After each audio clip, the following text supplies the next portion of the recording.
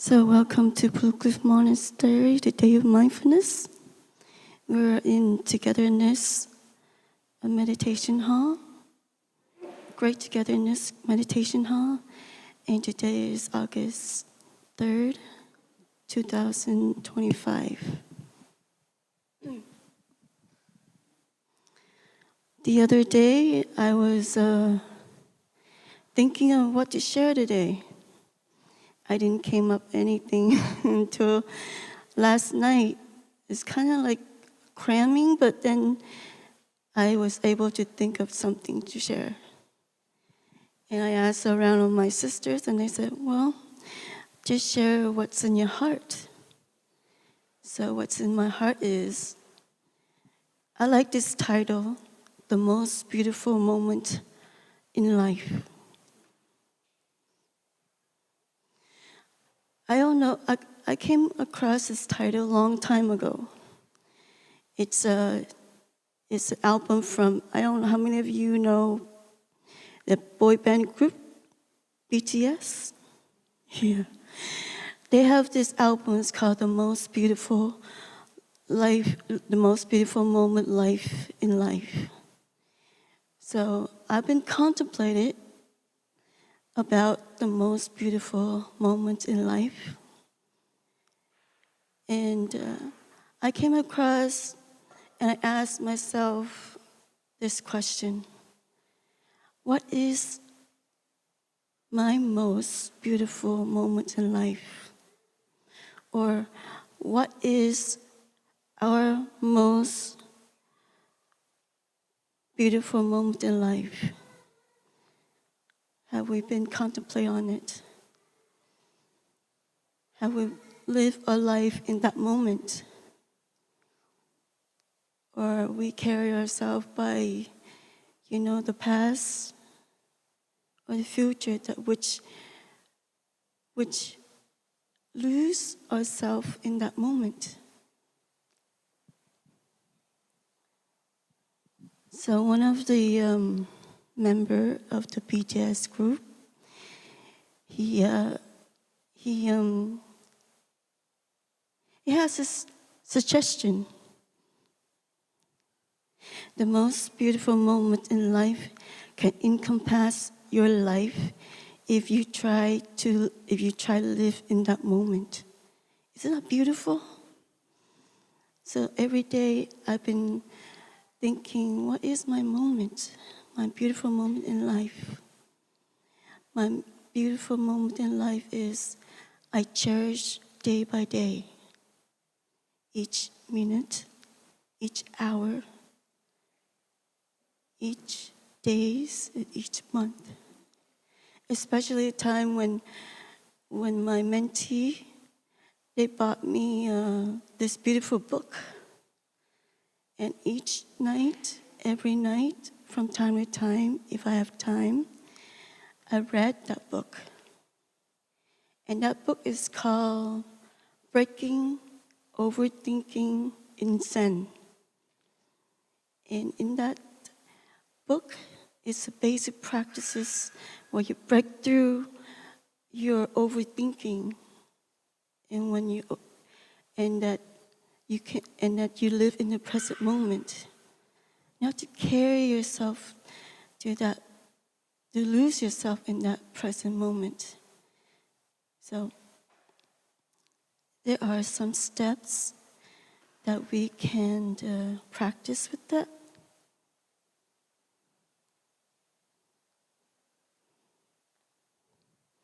So the first step is presence in the present. Meaning that the most important thing in our life is to be fully present in our daily life. And when you practice with that, you will not lose yourself in the present moment. And the second thing is to appreciate what you have in you, your breathing, your body, and so on. That's how you be. That's how you be in touch with the present moment. And the second is to recognize the impermanent, recognizing impermanent. Life is available for us every day. And life is challenging. But if you lose your life in the present moment, then impermanence will not get you anywhere.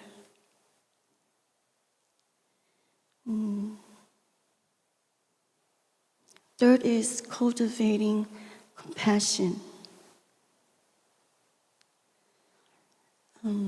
Every day when I want to cultivate compassion, I cherish all living beings, whether snakes. We have a lot of snakes here in our monastery, especially in the garden.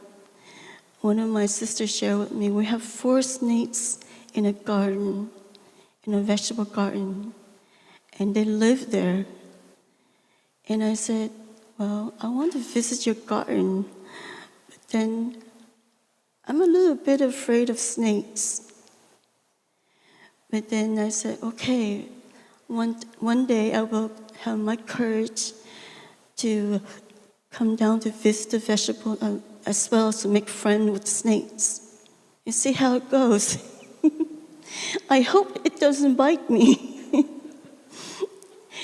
So I think that's the most, if I come down, and that would be my most beautiful moment to play with the snakes.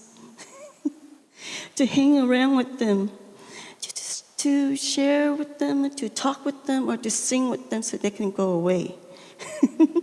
Hopefully. So the fourth one is finding meaning in the small moments. What does that mean? It means found the traumatic or intense experiences, but rather in small, often overlooked moments of daily life. Mindfulness and awareness can help us discover the beauty and significance in these moments. So that's what it means. That's how I practice every day. Not to lose myself, but to apply mindfulness in my daily life, wherever I go, whatever I do.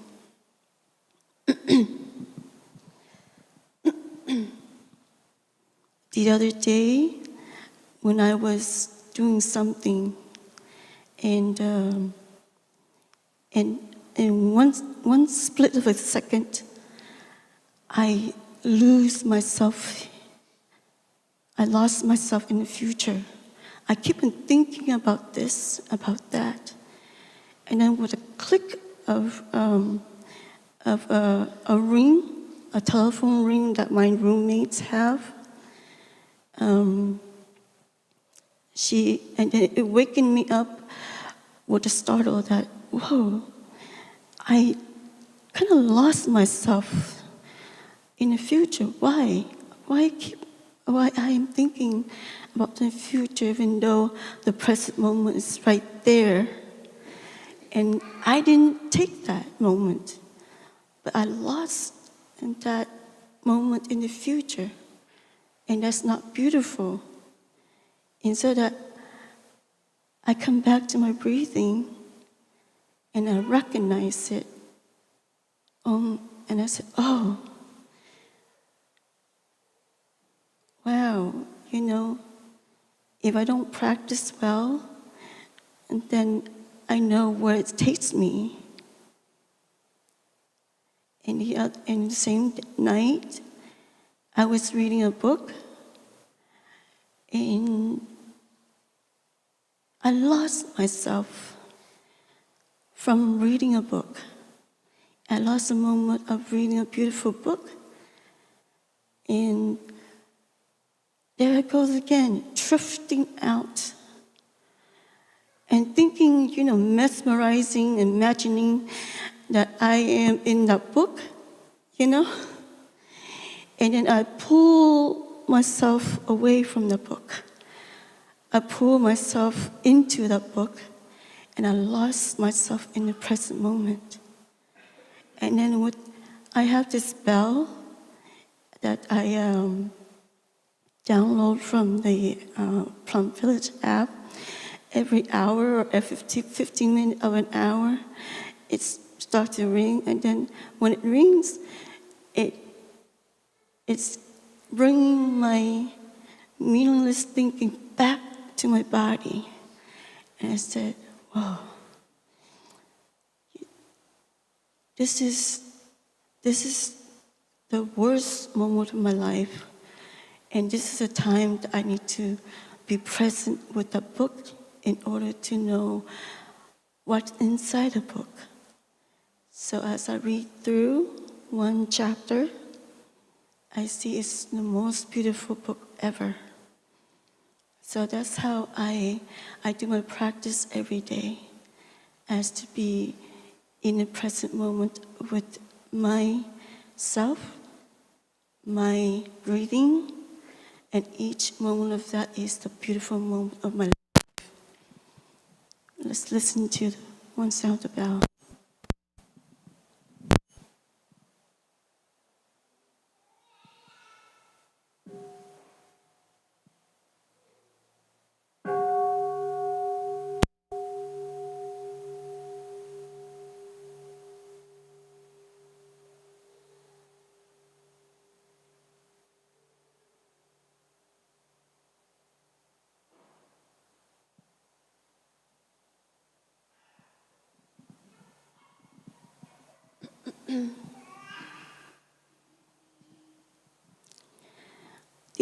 The other day I was reading, came across about politics and economic, and I was thinking, I think a lot of people overwhelmed with all this politics and economics, falling and rising. And I came to thinking, if some of us get lost by those politics and economics, we know that we lose ourselves in that moment, right? Yeah. I know it's been chaotic, it's been falling and rising by all this politics. So I came that, okay, when we lose ourselves like that, are we truly practice in this moment? Why we have to carry away with all this politics, all this economics, all this falling and rising with politics and economics. So how I practice is, I just practice for myself. I don't pay attention to all this politics and economics falling and rising. I don't put myself in that situation. By doing that, I just breathe in and breathe out. I know that I can be at peace. When I am at peace with myself, and the world can be at peace. Like I shared earlier, life is challenging. The rise and fall of the politics and economic. So we have to practice for ourselves in order to be at peace for ourselves. And that we don't follow that in that economic and politics situations.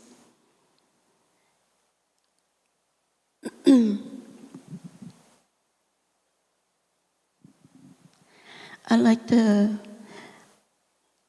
calligraphy that my teacher had, peace in oneself, peace in the world.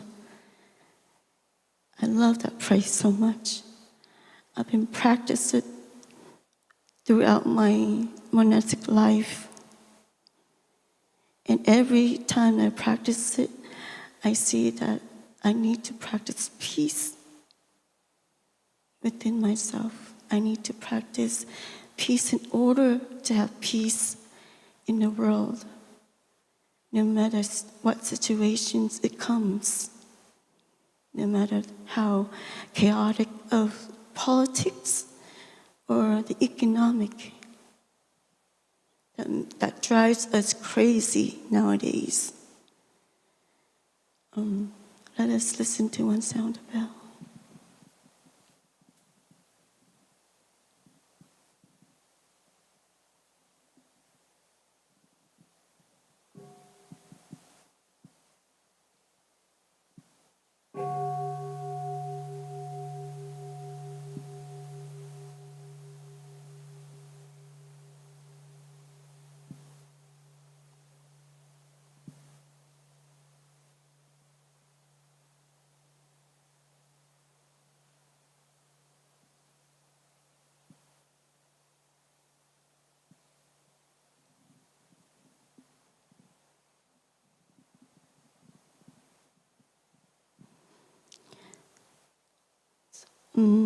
Last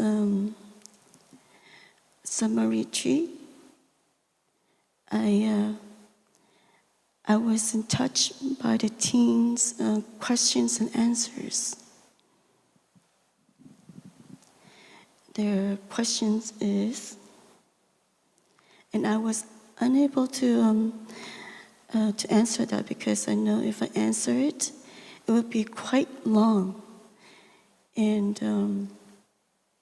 And their question is about how can one help to communicate something about oneself to the other person, such as parents, that don't understand without watering the seeds of anger, upsetness, or frustration. I know I was a teen when I was young, and during that time, I don't have any communication with my parents. I was what I call a wild child at that time. I don't listen to my parents. And I always said, they don't understand me.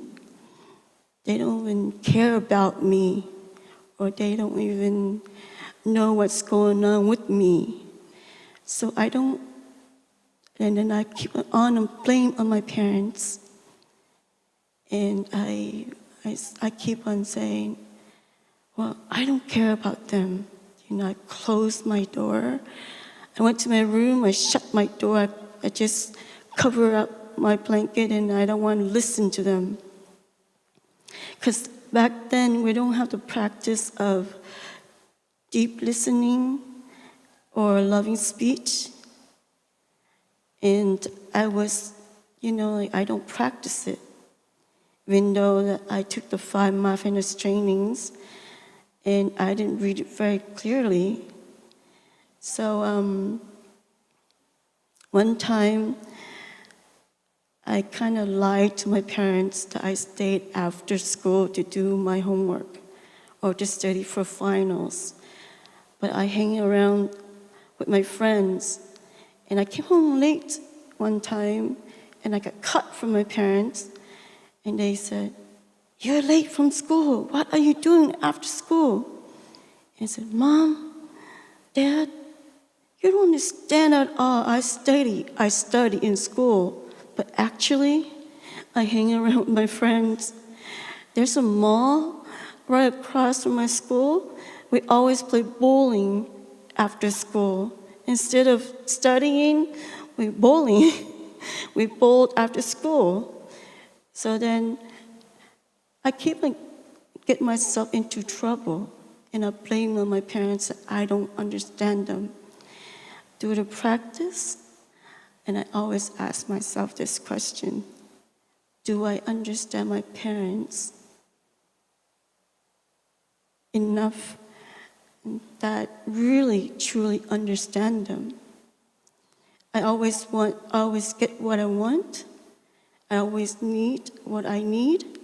But do I really, really understand my parents? And then one day, my teachers, my English teacher asked the class to do a family tree. And I was able to sit them down and answer and question them about the family. So then I truly understand the backgrounds of my great-grandmother, my great-grandparents, and my grandparents, both sides of the family. And I come to understand my parents a little more, and that they come from difficult times when they are in the war, and they sacrifice a lot, and they bring us and sacrifice their life in war, things like that. So I wrote down the essay, and that was the time that I truly understand where my parents come from. So I asked all the teens to look and reflect this a little bit. If you have a chance to sit your parents down and use loving speech and deep listening, you will understand your parents' background a little more than you think that they don't understand you. So that's how I practice when I came across that I don't understand my parents. Now that I do, I give them more love and understanding. That's how I come to understand my parents. Now that I am a little bit older now, and I understand them, and that's how I want the teens to sit the parents down to like family gathering, to share a little bit more about yourself, and ask your parents about how they're doing in their daily life, and they will share. Just like family gathering one day, that's all you need to do. Let's listen to one sound bell.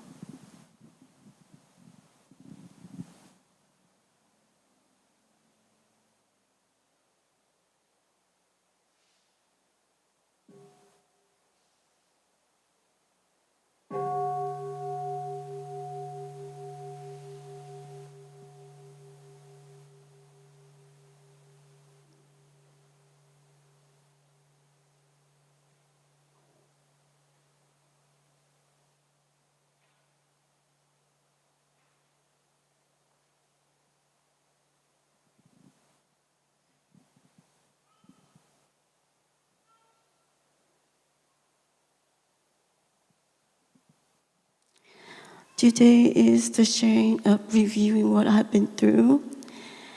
And after the summer retreat, some of our sisters get a chance to go to Omega for another retreat.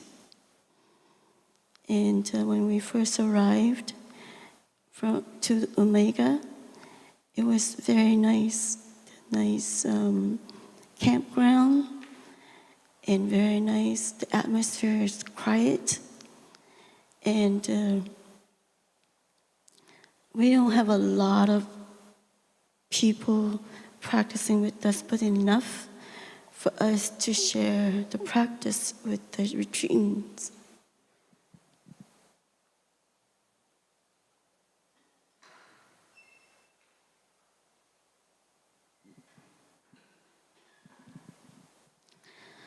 We have probably 35, 36 practices with us in Omega, and with the theme of riding the wave of life. At first, I was very startled about this title, and then I contemplated a little bit, and then it was a very nice title to practice with.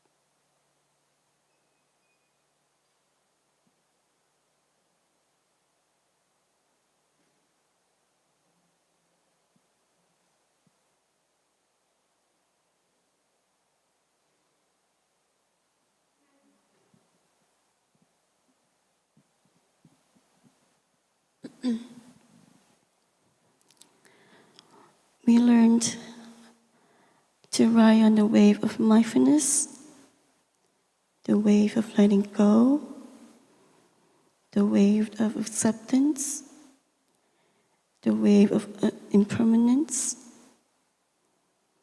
And those waves can carry us to the wave of life. And that wave of life, you go flow with the flow of mindfulness,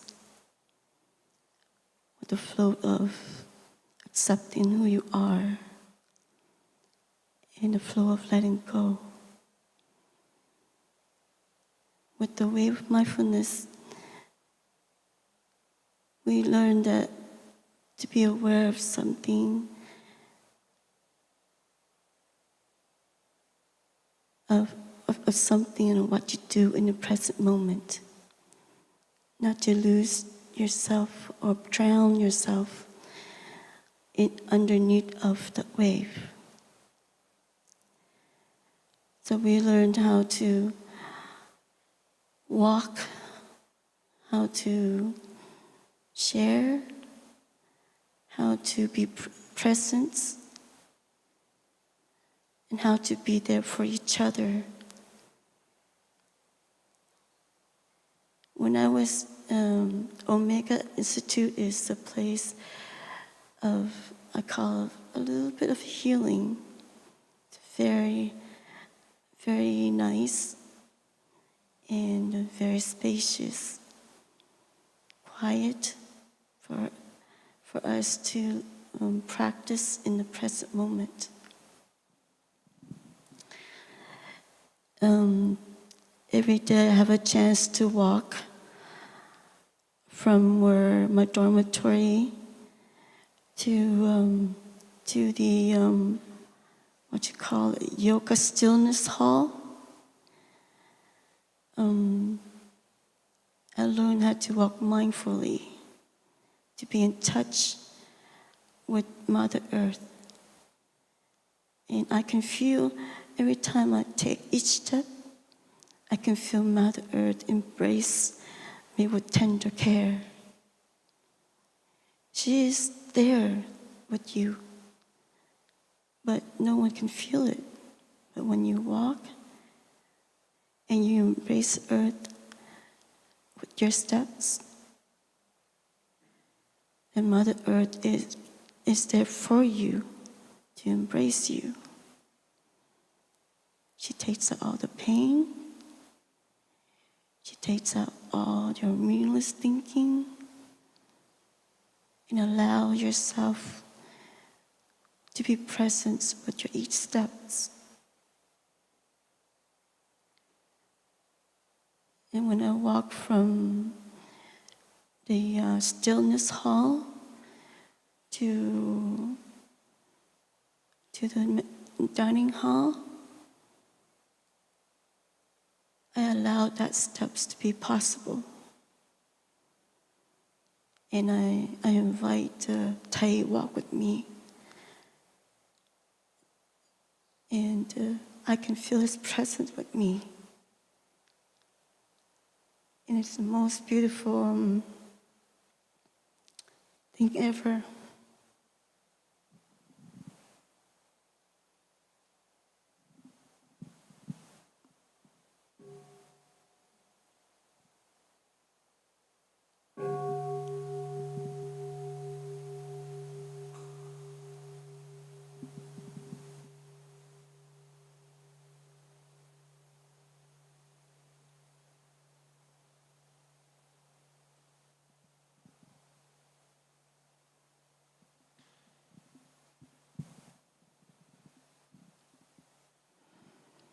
And when you come here to practice with us, we practice with all the care and be in the present moment. And when you eat mindfully. You eat in such a way that you be present with your food, not allowing yourself carried away by your meaningless thinking.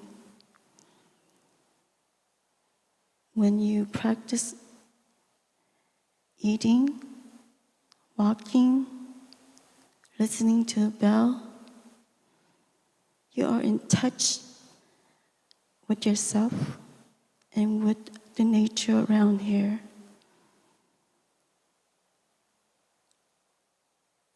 And I would like to share a little quotes before we end this talk. I know it's very short, but we need to give our bell team space to set up the hall for the 5 mindfulness trainings recitation this morning. So I'd like to share with this quote. It's from our teacher, and it goes like this: enlightenment. For a wave in ocean, this is the moment the wave realizes it is water. When we realize we are not separate, but a part of a huge ocean of everything, we become enlightened. We realize this through practice, and we remain awake and aware of this through more practice. It's true. But if we practice every day, nothing will get in our way. And we will be in a beautiful moment in our life. So let us practice together. Thank you very much for your listening.